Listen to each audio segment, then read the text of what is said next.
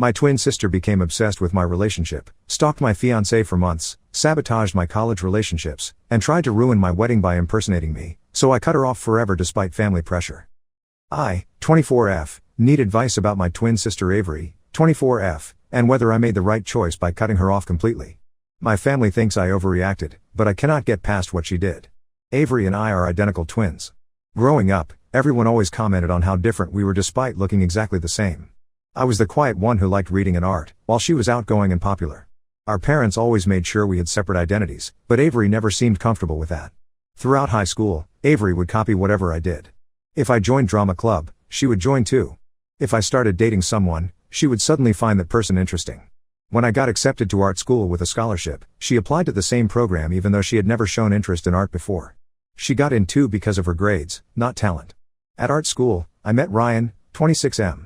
He was in my sculpture class, and we connected over our shared love of creating things with our hands. Ryan was different from anyone I had dated before. He was calm, thoughtful, and genuinely interested in my work and dreams.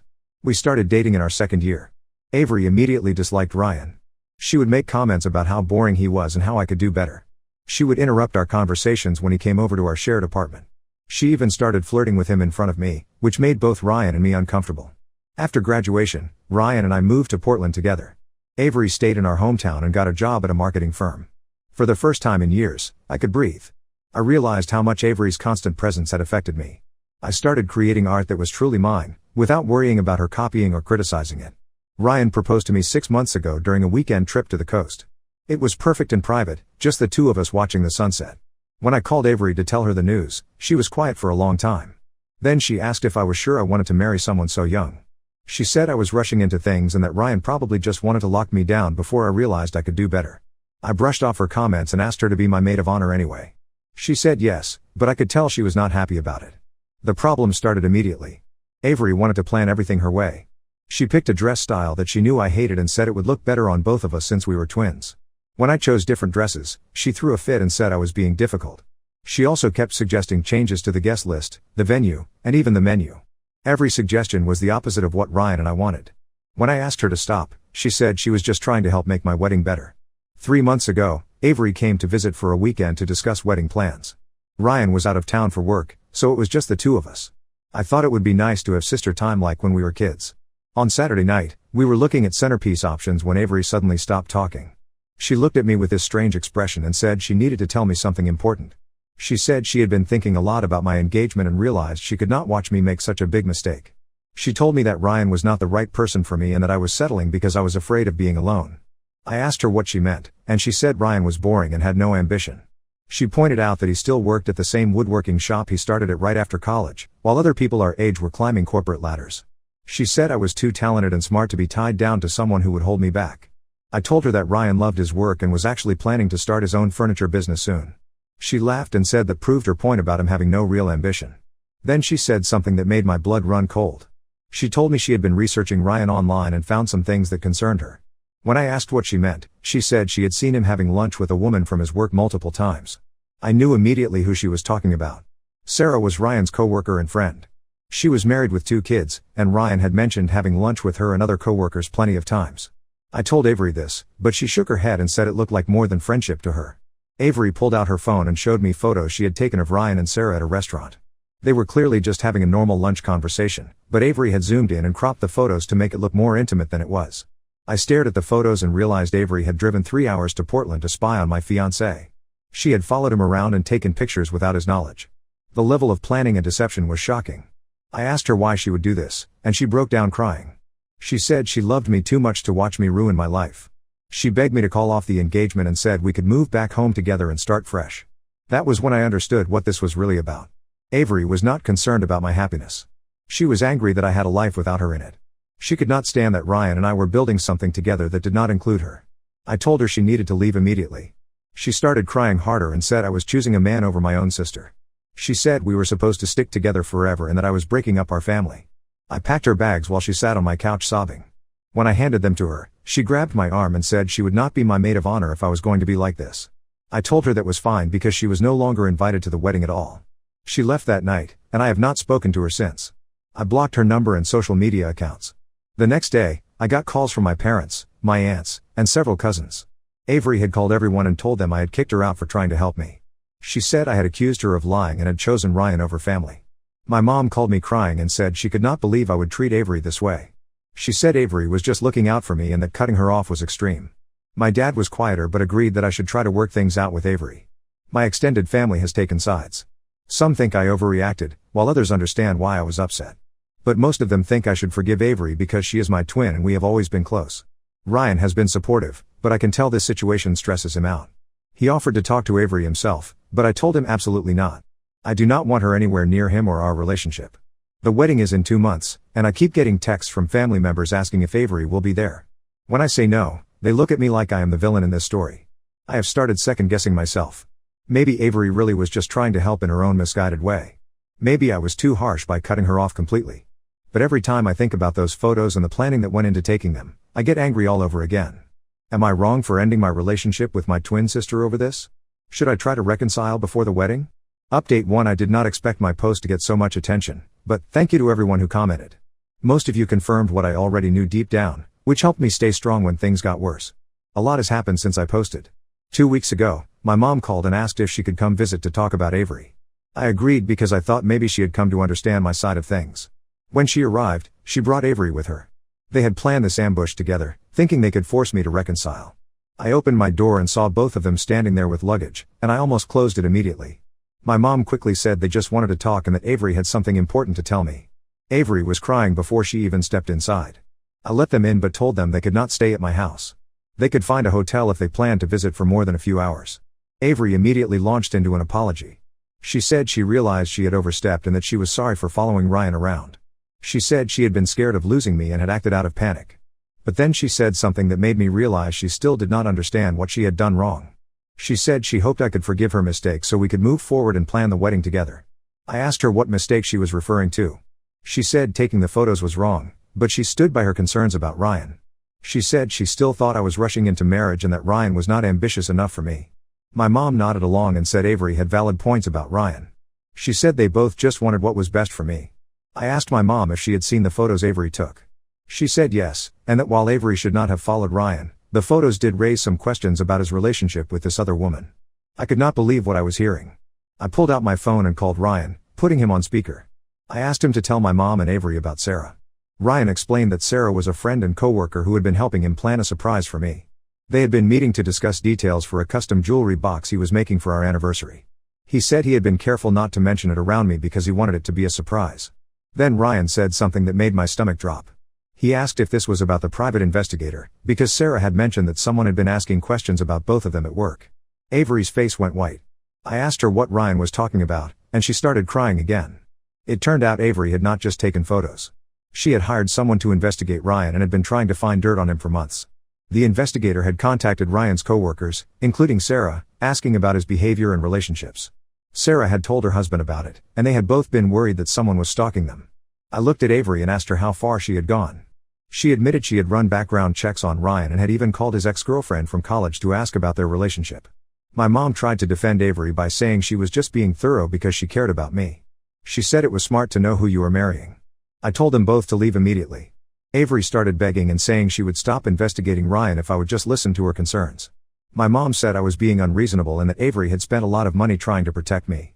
I said I did not care how much money Avery had wasted on her obsession. I told them they had 1 hour to pack and leave, or I would call the police. After they left, Ryan came home early from work. He had been shaken by the phone call and wanted to make sure I was okay. We talked for hours about everything Avery had done. Ryan told me the investigator had contacted his boss and several clients, asking about his work quality and personal life. His boss had pulled him aside to ask if he was in some kind of legal trouble. Ryan had been confused and embarrassed but had not connected it to Avery until now. We also called Sarah and her husband to apologize and explain what had happened. They were relieved to finally understand why someone had been asking about them, but they were also upset that they had been dragged into family drama. The next day, I got a call from my dad. He said my mom had told him everything, and he wanted to hear my side of the story. When I explained about the private investigator and the harassment of Ryan's coworkers, my dad was quiet for a long time. Finally, he said he had not known about any of that. He said my mom and Avery had told him I was overreacting to some photos, not that Avery had hired someone to stalk my fiancé. My dad apologized for not supporting me earlier. He said he would talk to my mom about Avery's behavior and try to make her understand why I was upset. But the damage was already done. Word had gotten out to our extended family about the private investigator, and now everyone was taking sides. Some relatives think Avery went too far, while others think she was just being a protective sister. My mom has been calling me every day, alternating between anger and guilt. She says I am tearing the family apart and that Avery is heartbroken. She keeps asking me to at least let Avery come to the wedding as a regular guest. I have not changed my mind. Avery is not invited, and anyone who brings her as A+1 will be asked to leave.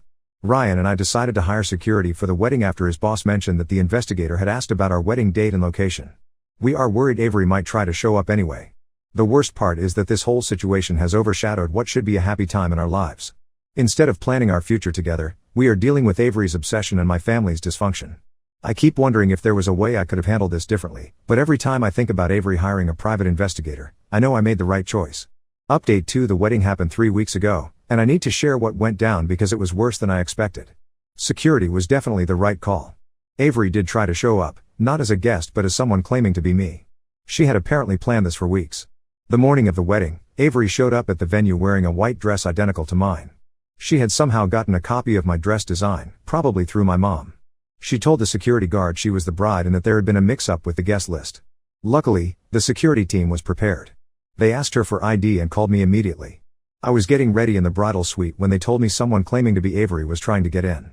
I looked out the window and saw her arguing with security. She had done her hair and makeup exactly like mine. From a distance, we looked identical. It was like seeing a twisted version of myself. The security team escorted Avery off the property, but she did not leave quietly. She stood in the parking lot screaming that I was making a huge mistake and that Ryan was going to cheat on me.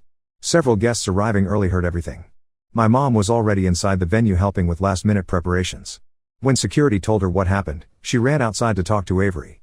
They had a loud argument in the parking lot that half the wedding party witnessed. My mom came back inside crying and begged me to let Avery stay for the ceremony. She said Avery was devastated and just wanted to see me get married. I told her no, and that if she kept pushing, she could leave too. The ceremony itself was beautiful despite everything. Ryan and I managed to focus on each other and forget about the drama outside. But I could see some guests looking around nervously, probably wondering if Avery would come back. During the reception, things got worse. Avery had apparently been watching from across the street. When she saw guests leaving for bathroom breaks or to smoke, she approached several of them. My cousin Jake came up to me during dinner and said Avery had stopped him outside. She had told him that Ryan was already cheating and that she had proof. She showed him printouts of text messages that she claimed were between Ryan and other women. Jake said the messages looked fake, like someone had created fake conversations using screenshots. The phone numbers did not match any of Ryan's devices, and some of the messages referenced things that made no sense. But Avery had not stopped there. She had created fake social media profiles using photos of women from Ryan's workplace and had been sending herself messages pretending to be them. Then she took screenshots of these fake conversations as evidence. When Jake told me this, I realized Avery had completely lost touch with reality. She was not just investigating Ryan anymore. She was actively creating fake evidence to prove her point. Ryan and I decided to call the police. What Avery was doing was harassment, and the fake evidence could be considered fraud. We wanted to document everything in case it escalated further. The police took our statement and said they would talk to Avery. They explained that showing up at the wedding in a wedding dress could be considered impersonation, and creating fake evidence was definitely illegal. 2 hours later, my phone started buzzing with calls from family members. Avery had been arrested.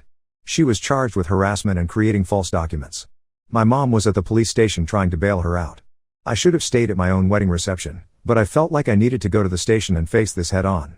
Ryan came with me, and we met my parents there. My mom was hysterical. She kept saying this was all my fault for not forgiving Avery earlier. She said if I had just included Avery in the wedding, none of this would have happened. My dad looked exhausted. He pulled me aside and said he had not known about the fake messages until the police explained what Avery had done. He said Avery had been lying to both my parents about the extent of her actions. When Avery was released on bail, she looked terrible. Her makeup was smeared, and her dress was wrinkled. She saw me and started crying, saying she was sorry and that she just wanted her sister back. But then she said something that made me realize she still did not understand. She said she hoped now that I had seen how far Ryan would go to turn me against my family, I would finally listen to her concerns. I asked her what she meant. She said Ryan calling the police proved he was controlling and vindictive. She said a good man would have forgiven her mistakes and tried to work things out privately. That was when I knew Avery would never change. Even after being arrested, she was still trying to make Ryan the villain in her story. I told Avery I never wanted to see her again.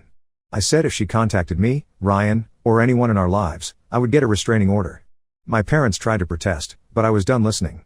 Ryan and I went back to the venue to rejoin our reception.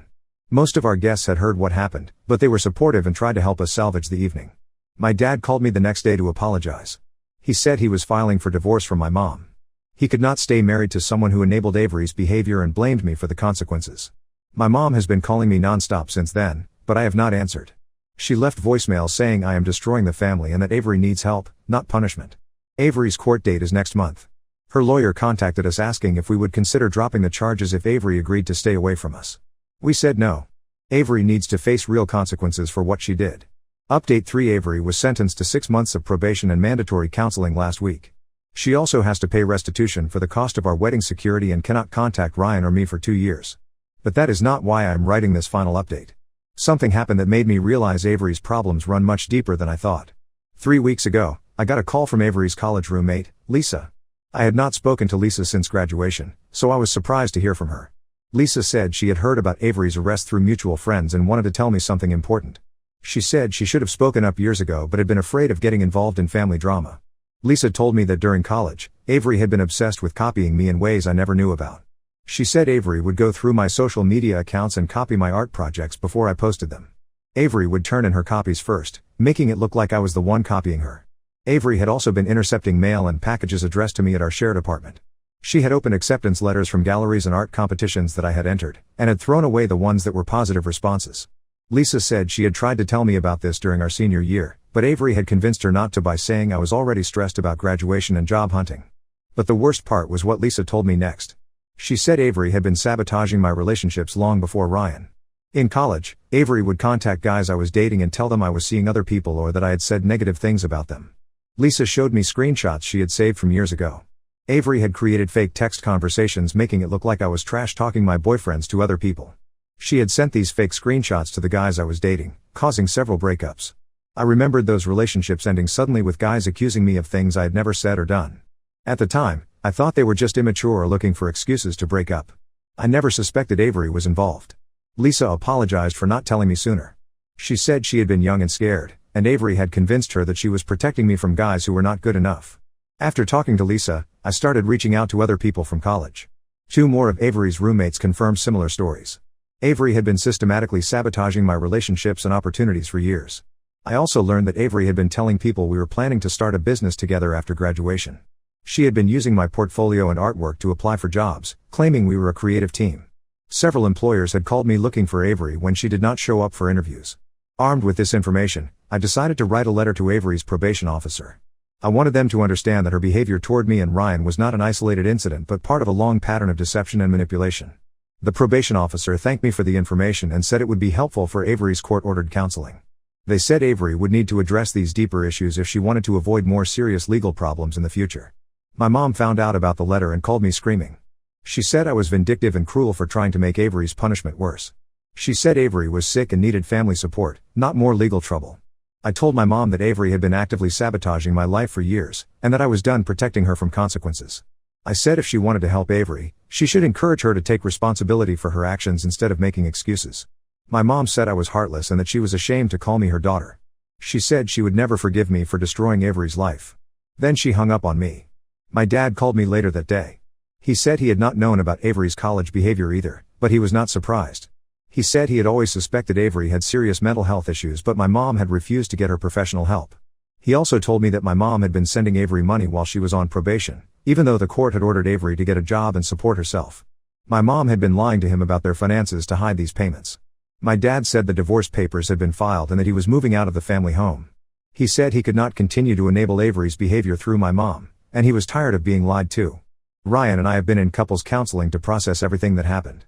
Our counselor said we both have PTSD from Avery's harassment campaign and that it will take time to fully trust that we are safe from her interference.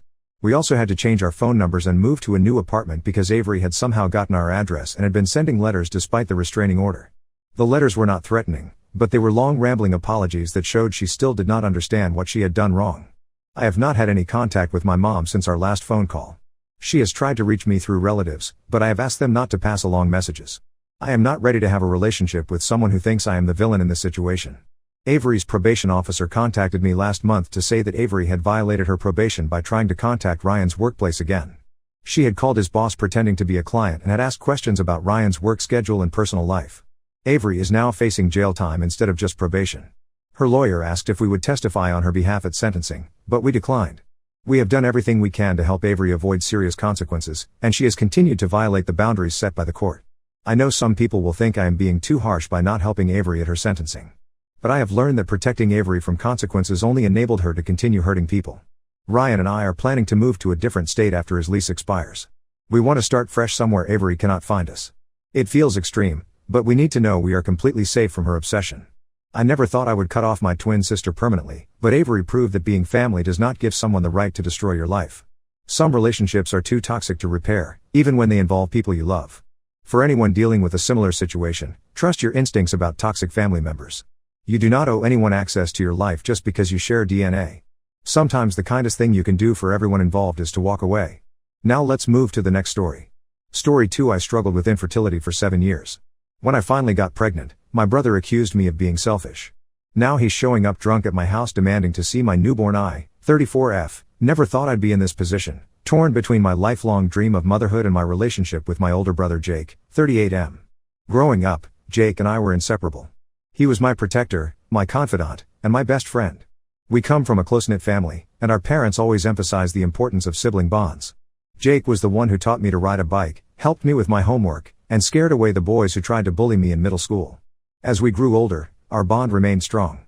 When I met my husband Alex, 35M, in college, Jake was initially skeptical. He grilled Alex relentlessly during our first family dinner, asking about his intentions and future plans. But over time, Jake came to see Alex as the brother he never had. They bonded over their shared love of football and terrible dad jokes. Jake was even Alex's best man at our wedding 10 years ago. Everything changed when Alex and I started trying for a baby 7 years ago. We were so excited and naive back then, thinking it would happen quickly. But month after month, we faced disappointment. At first, we kept it to ourselves, not wanting to worry our families. But as time went on and the struggle became more apparent, we opened up about our fertility issues. Jake's wife Sarah, 36F, got pregnant with their first child around the same time we started trying. I was genuinely happy for them, but it was hard to see them start their family so easily while we struggled. Jake, who had always been my rock, suddenly seemed distant and uncomfortable around me. He would avoid the topic of babies altogether or make awkward jokes about how we needed to try harder. As our fertility journey continued, we went through multiple rounds of IVF. Each failure was devastating, but we tried to stay hopeful. During this time, Jake and Sarah had 2 more children in quick succession. While I loved being an aunt, each pregnancy announcement and baby shower felt like a knife to my heart. Jake's behavior during this time was puzzling and hurtful. He seemed to swing between avoiding me entirely and making insensitive comments. Once, after a particularly difficult failed IVF cycle, he told me at a family dinner that maybe I should stop obsessing over having a baby and find a hobby instead. I was shocked and hurt, but I tried to brush it off, telling myself he just didn't understand. 2 years ago, after our last failed IVF attempt, our doctor told us that our chances of conceiving were extremely low. I was crushed. I fell into a deep depression, barely leaving the house for weeks. Alex was my rock during this time, but I could see the toll it was taking on him too. During this dark period, Jake's insensitivity reached new heights. He would often make comments like, "Just relax, it'll happen when you stop trying so hard," or "Maybe you're not meant to be a mom." Each word felt like a dagger, coming from the brother who had once been my fiercest supporter. The situation came to a head at our parents' 40th anniversary party last year. I had just found out that our latest IVF round had failed, and I was feeling particularly raw and vulnerable. I tried to put on a brave face for our parents' sake, but I guess my pain was still visible. Jake cornered me in the kitchen when I was getting a glass of water. He started lecturing me about how I needed to get over it and stop being so selfish. He said I was ruining family gatherings with my mopey attitude and that I should be happy for him and Sarah instead of wallowing in self-pity. He even suggested that my obsession with having a baby was putting a strain on his relationship with Alex. I was stunned. This wasn't the brother I knew and loved. I tried to explain how hurtful his words were, how the pain of infertility wasn't something I could just get over. But he just got angrier, accusing me of being jealous of his kids and trying to make everything about me. The argument escalated, and Alex, hearing raised voices, came to check on me. When he realized what was happening, he stepped in, telling Jake to back off and stop being so cruel. Jake, red-faced and fuming, stormed off. Alex and I left the party early, both of us shaken by what had transpired. Since then, things have been very tense between Jake and me. At family events, he barely speaks to me, and when he does, it's usually to make snide comments. Our parents have tried to mediate, arranging family dinners and encouraging us to talk things out. But Jake refuses to acknowledge that he did anything wrong. He insists that I'm overreacting and need to grow up. This rift has affected the entire family dynamic. Our younger sister, Emma, 30F, feels caught in the middle, trying to maintain relationships with both of us without taking sides. Our parents are stressed and saddened by the conflict, often reminiscing about the close relationship Jake and I used to have. Last month, something unexpected happened. I started feeling nauseous and tired all the time. At first, I dismissed it as stress from the ongoing family drama and my demanding job as a high school teacher. But after a few weeks, when the symptoms didn't subside, I decided to see my doctor. To my absolute shock, she told me I was pregnant, about 12 weeks along. Alex and I were overjoyed but also terrified given our history. We decided to keep the news quiet until we were further along, not wanting to get our hopes up or deal with family reactions just yet. However, at a family dinner last week, our mom noticed I wasn't drinking wine, which was unusual for me. She guessed immediately and was thrilled. In her excitement, she started telling everyone at the table, including Jake and Sarah. Jake's reaction was not what I expected. Instead of being happy for us, he accused me of stealing his thunder. Apparently, Sarah is also pregnant with their 4th child, and they were planning to announce it at the next family gathering.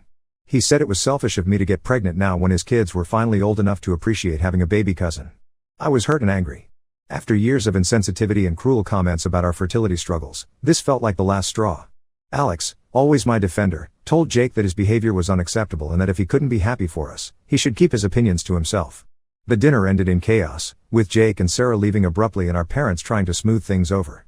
Since then, Alex and I have decided to limit contact with Jake and Sarah for the duration of my pregnancy. We don't want any added stress during this high-risk time. Some family members, particularly our sister Emma and our Uncle Joe, 58M, think we're overreacting.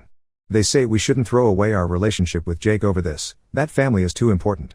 But I feel like this is just the culmination of years of hurtful behavior. Am I wrong for wanting to distance myself from my brother during what should be one of the happiest times of my life?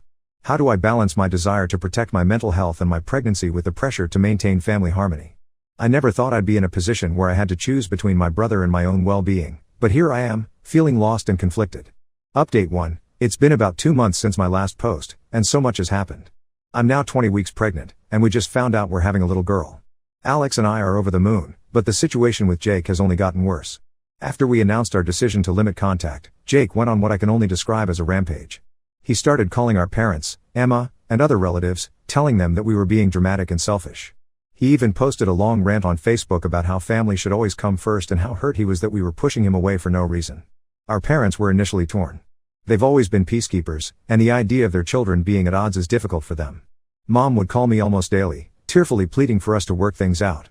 Dad, usually the more stoic one, seemed lost and unsure of how to handle the situation. They wanted everyone to get along and couldn't understand why we couldn't just talk it out. But then something unexpected happened. Our cousin Emily, 32F, reached out to me privately. Emily and I were close as kids but drifted apart in adulthood as she moved across the country for work. She told me that she had been following the family drama from afar and felt compelled to share her own experience with Jake. Apparently, 2 years ago, Emily had a miscarriage. She had been about 10 weeks along and was devastated. When she confided in Jake during a rare visit home, he had been similarly insensitive. According to Emily, he told her to get over it because it wasn't even a real baby yet. He suggested she was overreacting and that she should be grateful it happened early rather than later in the pregnancy. Emily's story shocked me. It was like a missing puzzle piece falling into place, showing a pattern of behavior I hadn't fully recognized before. It also gave me the courage to open up to our parents about all the hurtful things Jake had said and done over the years. I showed them text messages where he had mocked our fertility struggles and dismissed our pain. I recounted incidents at family gatherings where he had made insensitive comments or jokes at our expense. Our parents were stunned. They had no idea the extent of Jake's behavior. Mom broke down crying, apologizing for not seeing what was happening and for pressuring us to reconcile. Dad, always a man of few words, simply said he was disappointed in Jake and that he understood our need for distance. This revelation changed the family dynamic significantly. Our parents stopped pressuring us to make amends with Jake and instead started to set boundaries of their own. They told Jake that his behavior was unacceptable and that he needed to apologize and make amends if he wanted to be fully included in family events. Jake didn't take this well. He accused me of turning the family against him and manipulating our parents. He started sending angry messages to everyone, claiming we were all ganging up on him and Sarah. Things came to a head at a family barbecue last weekend. It was supposed to be a small gathering to celebrate Emma's recent promotion at work. Alex and I had declined to attend because we knew Jake and Sarah would be there. However, halfway through the event, we received a frantic call from Emma. Apparently, Jake had shown up in a foul mood, already having had a few drinks. He immediately started making passive-aggressive comments about how some people think they're too good for family. When Emma asked him to stop, he got louder and more obnoxious, ranting about how unfair everyone was being to him. Alex and I decided to go over, hoping to defuse the situation. When we arrived, the tension was palpable. Jake, red-faced and slurring slightly, immediately zeroed in on us. He started hurling accusations, saying we were tearing the family apart and that we were selfish for hogging all the attention with our pregnancy. Alex tried to calm him down, speaking in a low, soothing voice and asking Jake to think about the stress he was causing. But Jake was beyond reason. He got in Alex's face, poking his chest and asking if he wanted to take this outside. That's when our dad stepped in. I've never seen him so angry. He physically put himself between Jake and Alex, telling Jake that his behavior was unacceptable and that if he couldn't be supportive, he needed to leave. Jake was stunned. He tried to argue, but our mom backed up Dad, saying that Jake's actions were hurting everyone and that he needed to take a step back and reflect on his behavior. Jake and Sarah left in a huff, with Jake yelling that we'd regret this as they drove away. The rest of us were left shaken, the barbecue effectively ruined. Emma was in tears, feeling guilty for having the event in the first place. Our parents looked older than I'd ever seen them, worn down by the conflict. Since then, Jake has been sending angry messages to everyone, claiming we've turned the family against him. He's been posting vague, angry statuses on social media, leading to concerned messages from extended family and old friends who don't know the full story. Most relatives are ignoring him, but a few, particularly our Aunt Linda, 55F, and Uncle Joe, are still pressuring us to reconcile for the sake of family harmony. They keep talking about how we'll regret this rift when our parents are gone, and how family should always come first. But Alex and I are standing firm. We've decided to focus on preparing for our daughter's arrival and surround ourselves with positive, supportive people. We've started attending birthing classes and have been busy setting up the nursery. Alex's parents, who live a few hours away, have been amazingly supportive, often driving up on weekends to help out and offer emotional support. It's sad that Jake won't be a part of this exciting time in our lives. There are moments when I miss the brother I used to have, the one who protected me and made me laugh. But then I remember all the pain he's caused, and I know we're making the right decision for our mental health and the well-being of our baby. As my due date approaches, I'm trying to focus on the joy of impending motherhood rather than the family drama. But it's hard not to wonder what the future holds. Will Jake ever realize the harm he's caused? Will our family ever heal from this rift? Only time will tell. Update 2. Another couple of months have passed, and I'm now 32 weeks pregnant. The situation with Jake has taken an unexpected turn, and I'm not sure how to feel about it. Last month, I received a text from Sarah asking if we could meet for coffee. I was hesitant, given everything that had happened, but curiosity got the better of me. We met at a quiet cafe near my house, and what Sarah told me left me reeling. She started by apologizing for not standing up to Jake's behavior over the years. She explained that things in their marriage haven't been great for a while, even before all the recent drama. Apparently, Jake's insensitivity isn't limited to just family members struggling with fertility. He's been dismissive of Sarah's struggles with postpartum depression after their last baby and has been spending more and more time away from home. Sarah confided that she's been considering leaving Jake. She said watching how Alex supports me made her realize how unhealthy her own relationship is. She told me about incidents I had no idea about, Jake belittling her career aspirations, dismissing her concerns about their children, even flirting with other women at parties. I was sympathetic but cautious. While I appreciated her apology and felt sorry for her situation, I made it clear that it didn't erase years of hurt. I suggested that she might benefit from talking to a therapist or counselor to work through her feelings and decide on her next steps. After our meeting, I was conflicted. Part of me felt vindicated that someone else was finally seeing Jake's behavior for what it was. But another part of me felt sad for the deterioration of a relationship that had once seemed so strong. A week after Sarah's confession, Jake showed up at our door unannounced. It was a Sunday afternoon, and Alex and I were in the middle of assembling the crib for the nursery. Jake looked terrible, unshaven, with dark circles under his eyes, like he hadn't slept in days. He broke down crying almost immediately, saying Sarah had left him and taken the kids to her parents' house. Between sobs, he told us that Sarah had given him an ultimatum: get help for his anger and drinking problems, or she would file for divorce. Jake begged us to help him fix things with Sarah and the rest of the family. He said he realized he had been a total jerk, his words, and wanted to make amends. He even got down on his knees, pleading with me to talk to Sarah on his behalf. I was conflicted. Part of me felt sorry for him. This broken man was so far from the strong, protective older brother I once knew. But a larger part was still angry about how he had treated us and wary of his sudden change of heart. Alex and I exchanged a look, silently communicating as we often do. Then, as gently as we could, we told Jake that while we were sorry he was going through a tough time, we weren't in a position to help him. We suggested he seek professional help to work on his issues, both for his own sake and for his family's. Jake didn't take this well. His sorrow quickly turned to anger. He accused us of being heartless and said we were kicking him while he was down. He said he couldn't believe his own sister would abandon him in his time of need. Then he stormed off, slamming our front door so hard that the pictures rattled on the walls.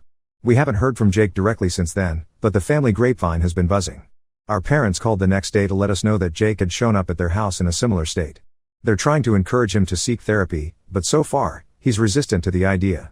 Emma called me in tears, saying Jake had been leaving her rambling, sometimes incoherent voicemails. She's worried about his mental state but doesn't know how to help. I advised her to keep her distance for now and to encourage Jake to seek professional help if he reaches out again. The whole situation has stirred up a lot of complicated feelings. While I don't want to see my brother suffer, I also don't feel ready to let him back into my life, especially with the baby coming soon. His volatile behavior is concerning, and I worry about the stress it could cause me and the baby.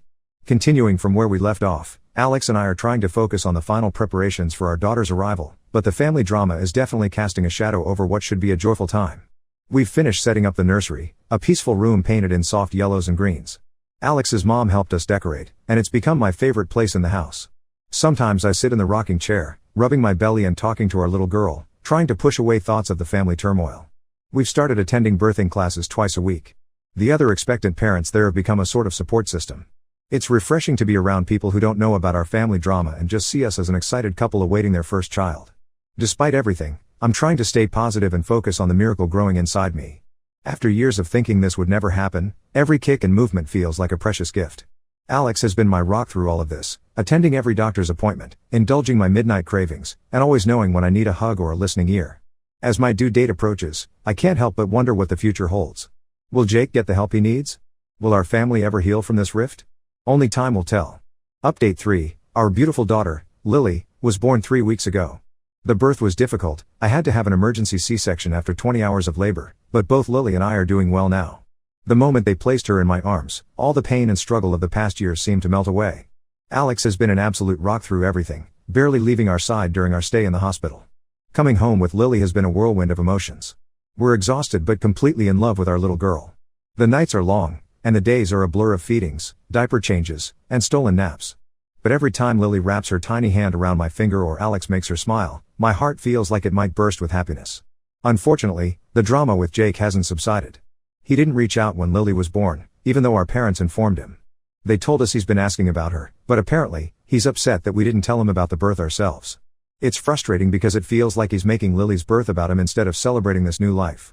Our parents and Emma have visited several times, absolutely doting on Lily. It's bittersweet watching them with her, knowing that in a different world, Jake and his family would be part of these moments too. Emma confided that Jake's kids have been asking about their new cousin, not understanding why they haven't met her yet. Sarah contacted us again last week.